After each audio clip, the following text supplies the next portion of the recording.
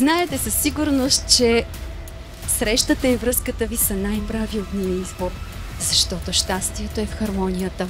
А ако пък светът ни е бил широк и преди, сега е станал сякаш необятен, защото така се измерва обичта, когато е желана, намерена и споделена.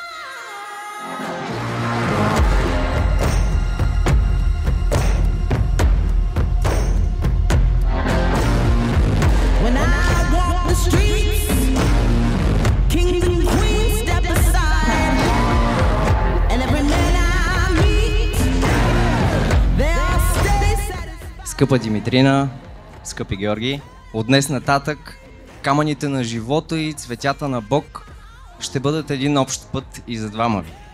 Нека нишките на животите ви да бъдат сплетени. Нека кръвта във вените ви да бъде слята.